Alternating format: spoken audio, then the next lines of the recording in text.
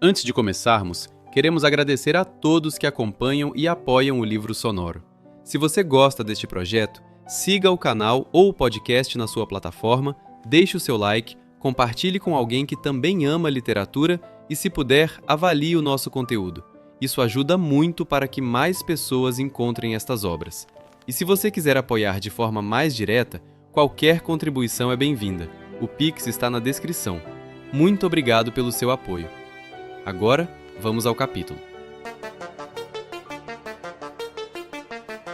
Uma produção Domínio Público Audiolivros, de Edgar Allan Poe.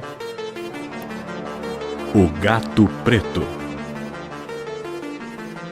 Narração Jaime Maciel.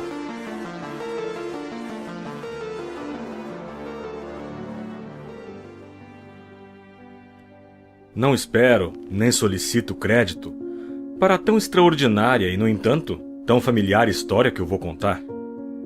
Louco seria esperá-lo, num caso cuja evidência até meus próprios sentidos se recusam a aceitar. No entanto, não estou louco, e, com toda certeza, não estou sonhando. Mas, como posso morrer amanhã, quero hoje aliviar o meu espírito.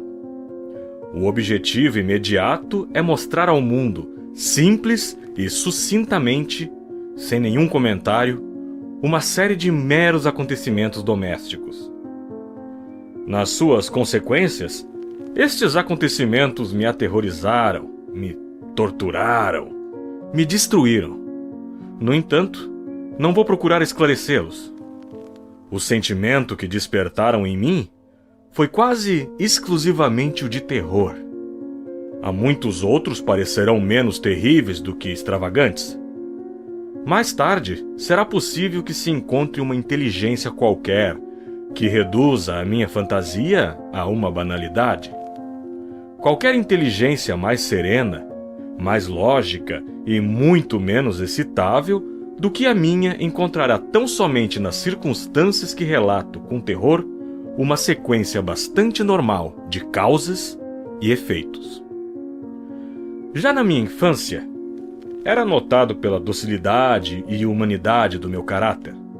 Tão nobre era a ternura do meu coração que eu acabava me tornando um joguete dos meus companheiros. Tinha uma especial afeição pelos animais, e os meus pais me deixaram ter uma grande variedade deles. Com eles passava a maior parte do meu tempo, e nunca me sentia tão feliz como quando lhes dava de comer e os acariciava. Este lado do meu caráter acentuou-se com os anos, e, quando homem, aí achava uma das minhas principais fontes de prazer. Para aqueles que já tiveram uma afeição por um cão fiel e sagaz, eu não precisaria explicar a natureza ou a intensidade da compensação que daí se pode tirar.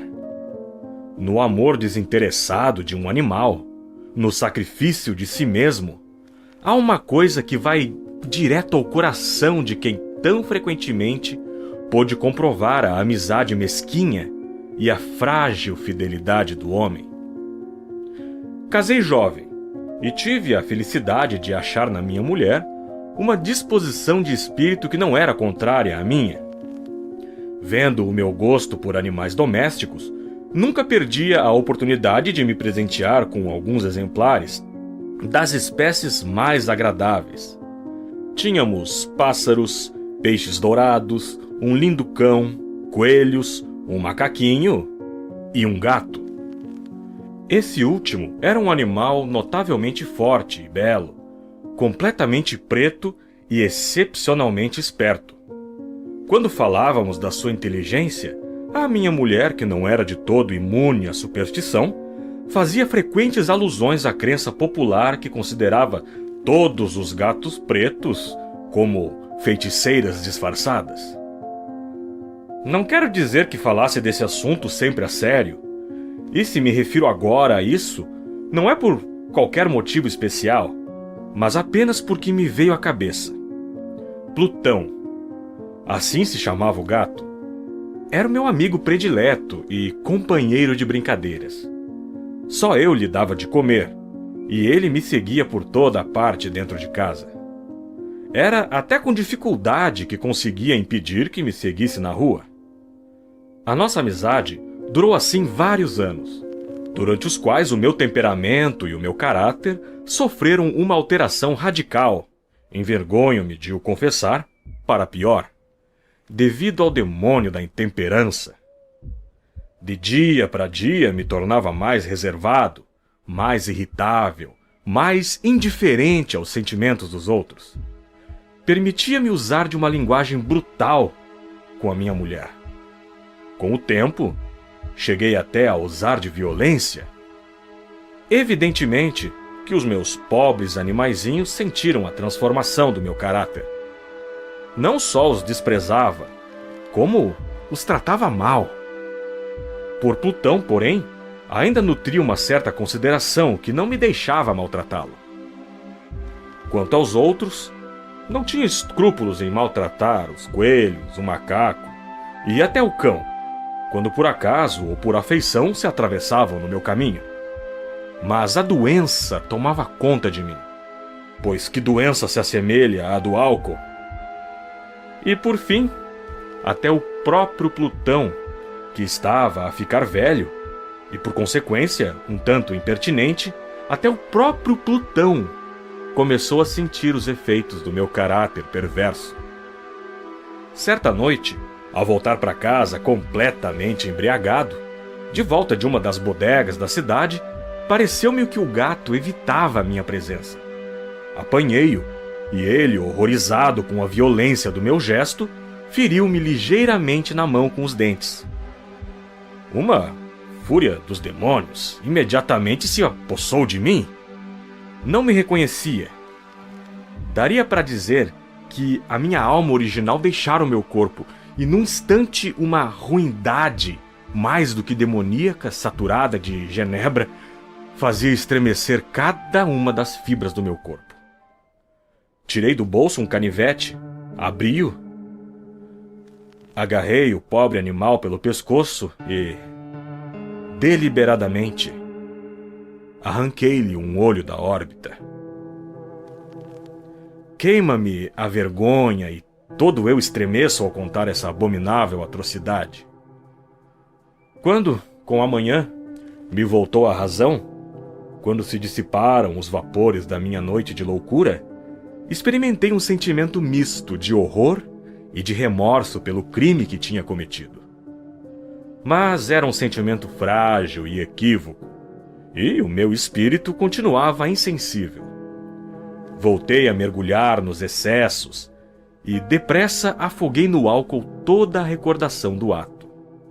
Entretanto, o gato curou-se lentamente. A órbita, agora vazia, apresentava na verdade um aspecto horroroso, mas o animal não aparentava qualquer sofrimento. Vagueava pela casa como de costume, mas, como seria de se esperar, fugia aterrorizado quando me aproximava. Porém, restava-me ainda o suficiente do meu velho coração para me sentir agravado por esta evidente antipatia da parte de um animal que antes tanto gostara de mim. Em breve, esse sentimento deu lugar à irritação. E para minha queda final e irrevogável, o espírito da perversidade acabou aparecendo em seguida. Deste espírito, não cura a filosofia. No entanto, não estou mais certo da existência da minha alma do que do fato que a perversidade é um dos impulsos primitivos do coração humano. Uma dessas indivisas faculdades primárias ou sentimentos que deu uma direção ao caráter do homem. Quem não se surpreendeu já uma centena de vezes cometendo uma ação idiota ou desprezível pela única razão de saber que não a deveria cometer? Não temos nós uma inclinação perpétua, pese ao melhor do nosso juízo, para violar aquilo que constitui a lei, só porque sabemos que o é? E digo que esse espírito de perversidade surgiu para minha perda final. Foi esse anseio insondável da alma por se atormentar, por oferecer violência à sua própria natureza, por fazer o mal só pelo mal, que me forçou a continuar. E, finalmente, a consumar a maldade que infligi ao inofensivo animal. Certa manhã, a sangue frio, passei-lhe um nó corredio ao pescoço e o enforquei no ramo de uma árvore. Enforquei-o com as lágrimas a saltarem dos olhos e com o mais amargo remorso no coração. Enforquei-o porque sabia que aquele gatinho tinha tido afeição e porque sabia que não me tinha dado razão para aquela imoralidade. Enforquei-o porque sabia que, ao fazê-lo, estava cometendo um pecado mortal, que comprometia a minha alma imortal a ponto de a colocar-se, tal fosse possível, mesmo para além do alcance da infinita misericórdia do Deus mais piedoso e mais severo. Na noite do próprio dia em que esse ato cruel foi perpetrado, fui acordado do sono aos gritos de fogo. As cortinas da minha cama estavam em chamas, toda a casa era um braseiro. Foi com grande dificuldade que minha mulher, uma criada e eu conseguimos escapar do incêndio. A destruição foi completa. Todos os meus bens materiais foram destruídos, e daí em diante mergulhei no desespero. Sou superior à fraqueza de procurar estabelecer uma sequência de causa e efeito entre a atrocidade e o desastre. Limito-me, porém, a narrar uma cadeia de acontecimentos, e não quero deixar nenhum elo sequer incompleto. Nos dias que se sucederam ao incêndio, visitei as ruínas. As paredes, com exceção de uma, tinham sido destruídas. Essa exceção era constituída por uma divisória interior, não muito grossa, que estava bem no meio da casa, e de encontro ao qual antes ficava a cabeceira da minha cama. O reboco resistira em grande parte à ação do fogo, fato que atribuo a ter sido pouco antes restaurado. Próximo dessa parede, juntara-se uma densa multidão, e muitas pessoas pareciam estar a examinar certa zona em particular com minúcia e grande atenção. A minha curiosidade foi despertada pelas palavras estranho e singular e outras expressões semelhantes. Aproximei-me e vi, como se fora gravado em baixo relevo, sob a superfície branca, a figura de um gato gigantesco. A imagem estava desenhada com uma precisão realmente espantosa e, em volta do pescoço do animal, estava uma corda. Mal via a aparição, pois nem podia pensar se tratar de outra coisa. O meu assombro e o meu terror foram imensos. Por fim, a reflexão veio em meu auxílio. Lembrei-me que o gato fora enforcado num jardim, junto à casa. Após o alarme de incêndio, o dito jardim fora imediatamente invadido pela multidão. E por alguém que deve ter cortado a corda do gato e o deve ter lançado para dentro do meu quarto, por uma janela aberta. Isso deve ter sido feito, provavelmente com a intenção de me acordar. A queda das outras paredes tinha comprimido a vítima da minha crueldade na substância do reboco recentemente aplicado, e cujo cal, combinado com as chamas e o amoníaco do cadáver, tinha produzido a imagem, tal como eu havia. Tendo assim satisfeito prontamente a minha razão, que não totalmente a minha consciência, sobre o fato extraordinário atrás descrito, não deixou este, no entanto, de causar profunda impressão na minha imaginação. Durante meses não consegui libertar-me do fantasma do gato, e durante esse período voltou-me ao espírito uma espécie de sentimento que parecia remorso, mas que não era.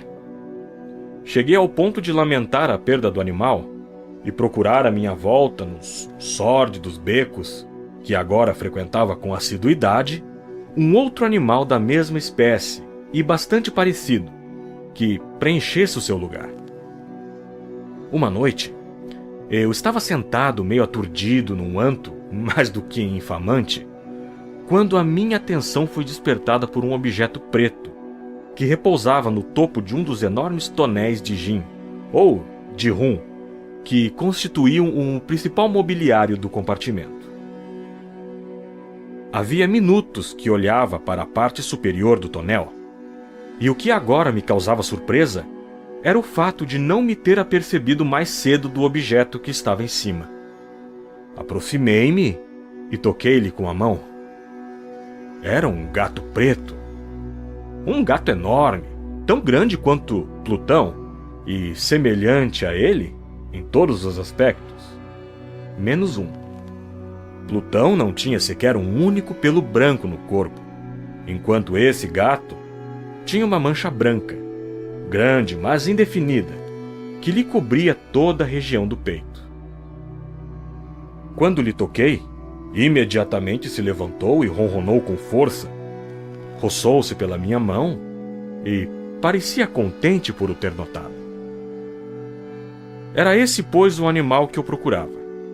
Imediatamente propus a compra ao dono, mas este nada tinha a reclamar pelo animal, nada sabia a seu respeito, nunca o tinha visto até então. Continuei a acariciá-lo e, quando me preparava para ir para casa, o animal mostrou-se disposto a acompanhar-me. Permiti que o fizesse, inclinando-me de vez em quando para o acariciar enquanto caminhava.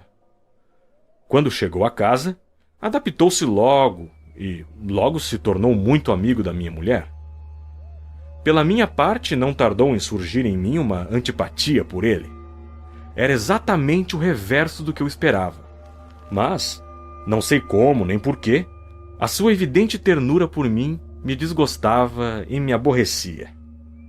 Lentamente e pouco a pouco, esses sentimentos de desgosto e de aborrecimento transformaram-se na amargura do ódio.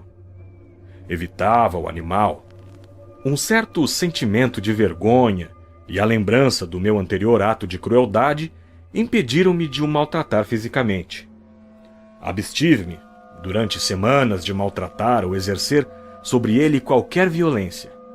Mas gradualmente, muito gradualmente, cheguei a nutrir por ele um horror indizível e a fugir silenciosamente da sua odiosa presença, como do bafo da peste. O que aumentou sem dúvida o meu ódio pelo animal foi descobrir na manhã do dia seguinte, a tê-lo trazido para casa, que, tal como Plutão, tinha também sido privado de um dos seus olhos.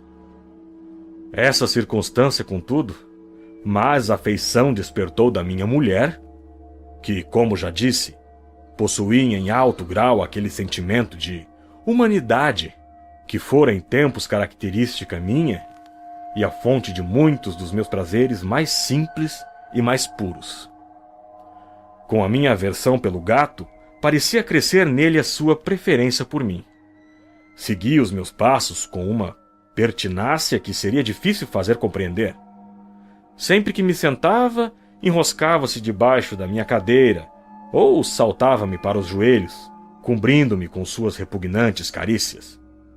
Se me levantava para caminhar, metia-se entre os meus pés e quase me fazia cair, ou, fincando as suas garras compridas e aguçadas no meu roupão, trepava até o meu peito.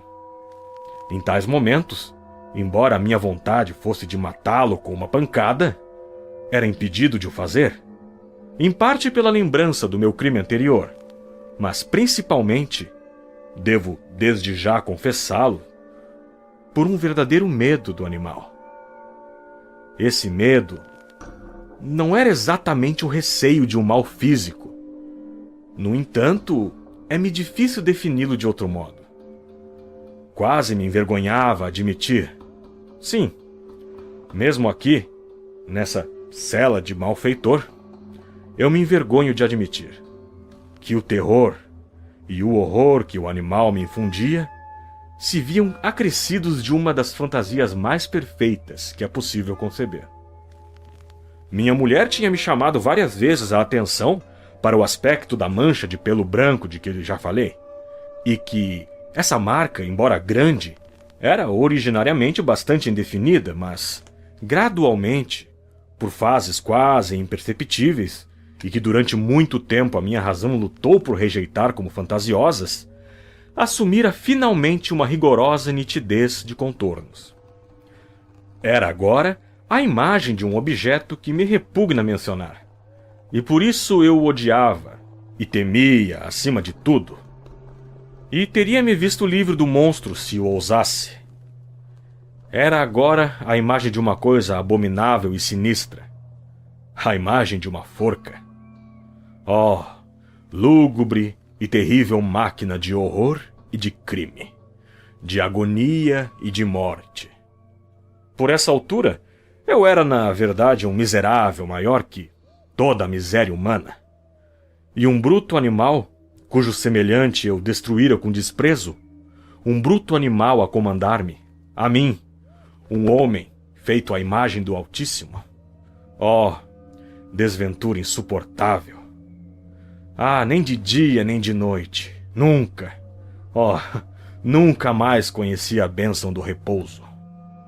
Durante o dia, o animal não me deixava um só momento.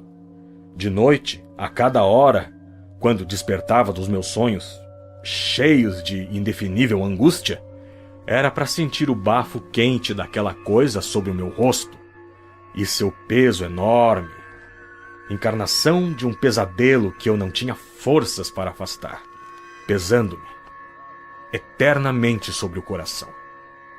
Sob a pressão de tormentos como esses, os fracos resquícios do bem que havia em mim desapareceram. Só os pensamentos pecaminosos me eram familiares, os mais sombrios e os mais infames dos pensamentos. A tristeza do meu temperamento aumentou até se tornar em ódio a tudo e à humanidade inteira. Entretanto, a minha dedicada mulher era a vítima mais usual e paciente das súbitas, frequentes e incontroláveis explosões de fúria, a que então me abandonava cegamente. Um dia ela me acompanhou, por qualquer afazer doméstico, ao porão do velho edifício, onde a nossa pobreza nos forçava a habitar. O gato seguiu-me nas escadas íngremes e quase me derrubou, o que me enfureceu até a loucura. Peguei um machado e, dissolvendo na minha fúria o receio infantil que até então tinha detido a minha mão, desferi um golpe sobre o animal, que seria fatal se eu tivesse atingido como eu queria. Mas o golpe foi contido diabolicamente pela mão da minha mulher. Enraivecido pela sua intromissão, libertei o braço da sua mão e enterrei-lhe o machado no crânio. Caiu morta, ali mesmo, sem um gemido sequer. Consumado esse horrível crime, me entreguei em seguida com toda a determinação à tarefa de esconder o corpo. Sabia que não podia retirar de casa, nem de dia nem de noite, sem correr o risco de ser visto pelos vizinhos. Muitos planos me passaram pela cabeça. Em dado momento, cheguei a pensar em cortar o corpo em pequenos pedaços e destruí-los, um a um pelo fogo. Noutro, decidi abrir uma cova no chão do porão. Depois pensei em jogá-lo no poço do jardim, ou metê-lo numa caixa, como qualquer vulgar mercadoria, e arranjar um carregador para o tirar de casa. Por fim, detive-me sobre o que considerei a melhor solução de todas. Decidi emparedá-lo no porão, como, segundo as narrativas, faziam os monges da Idade Média às suas vítimas. O porão parecia convir perfeitamente aos meus intentos. As paredes não tinham sido feitas com os acabamentos de costume, e recentemente tinham sido todas rebocadas com uma argamassa grossa que a umidade ambiente não deixara endurecer. Além do mais, numa das paredes havia uma saliência, causada por uma chaminé falsa ou uma lareira que tinha sido tapada, para se assemelhar ao resto do porão. Não duvidei que seria fácil retirar os tijolos desse ponto, meter lá dentro o cadáver e depois fechar a parede, deixando tudo como estava antes, de modo que ninguém pudesse notar qualquer sinal suspeito. Não me enganei nos meus cálculos. Com o auxílio de um pé de cabra, retirei facilmente os tijolos, e depois de colocar cuidadosamente o corpo de encontro à parede interior, mantive-o naquela posição, ao mesmo tempo que, com um certo trabalho, devolvia a toda a estrutura o seu aspecto primitivo. Usando de toda a preocupação, procurei argamassa, areia e fibras, com que preparei um reboco que não se distinguia do antigo, e com o maior cuidado cobri os tijolos. Quando terminei, vi com satisfação que tudo estava certo. A parede não dava o menor sinal de ter sido mexida. Com o maior escrúpulo, apanhei do chão os resíduos. Olhei em volta, triunfante, e disse para comigo: aqui, pelo menos, não foi infrutífero o meu trabalho. A seguir, procurei o animal que tinha sido a causa de tanta desgraça, pois que, finalmente, tinha resolvido matá-lo. Se o tivesse encontrado naquele momento, era fatal seu destino. Mas parecia que o astuto animal se alarmara com a violência da minha cólera anterior e evitou aparecer na minha frente, dado o meu estado de espírito. É impossível descrever ou imaginar a intensa e aprazível sensação de alívio que a ausência do detestável animal me trouxe. Não me apareceu durante toda a noite, e, desse modo, pelo menos por uma noite desde que o trouxera para casa, dormi bem e tranquilamente. Sim, dormi, mesmo com o crime a pesar-me na consciência. Passaram-se o segundo e o terceiro dias e o meu algoz não aparecia. Mais uma vez respirei como um homem livre. O monstro, aterrorizado, tinha abandonado a casa para sempre. Nunca mais voltaria a vê-lo. Suprema felicidade a minha. A culpa da ação tenebrosa inquietava-me pouco. Fizeram-me alguns interrogatórios que colheram respostas satisfatórias. Fez-se inclusive uma busca, mas naturalmente nada se descobriu. Dava como certa a minha felicidade futura. No quarto dia após o crime, surgiu inesperadamente em minha casa um grupo de agentes da polícia, que procederam a uma rigorosa busca. Eu, porém, confiando na impenetrabilidade do esconderijo, não sentia qualquer embaraço. Os agentes quiseram que os acompanhasse na sua busca. Não deixaram nem um canto por investigar. Por fim, pela terceira ou quarta vez, desceram ao porão. E nenhum músculo me tremeu. O meu coração batia calmamente, como o coração de quem vive na inocência.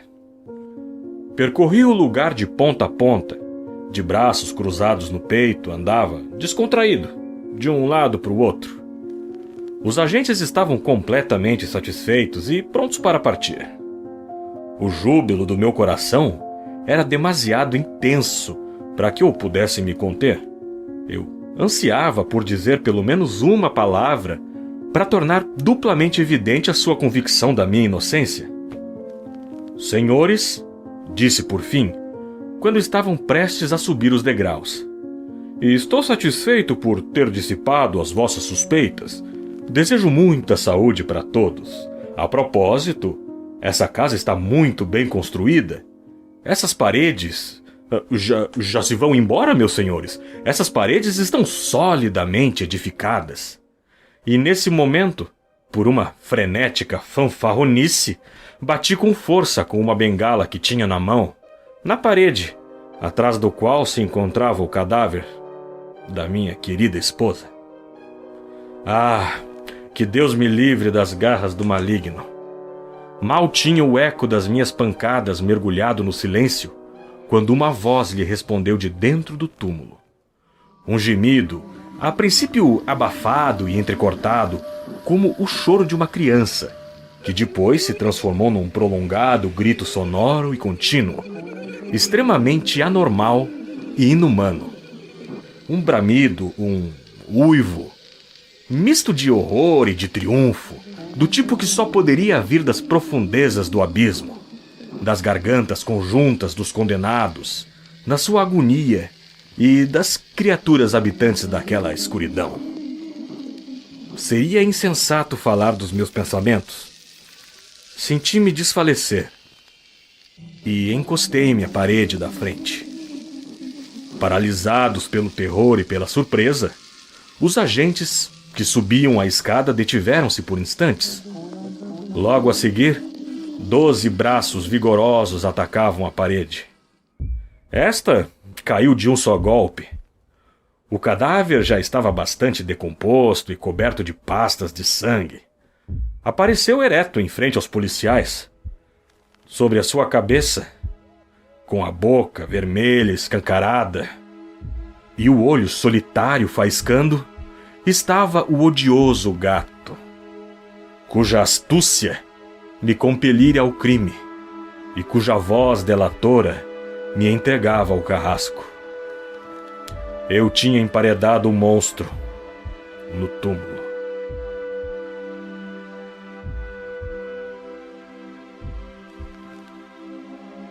O Livro Sonoro é um projeto independente feito para aproximar mais pessoas da literatura. Se este episódio acompanhou seu dia, sua noite, seu descanso ou seus momentos de reflexão, considere apoiar este trabalho com uma contribuição de qualquer valor. O Pix está na descrição. Cada ajuda fortalece o canal, o podcast e a continuidade deste projeto.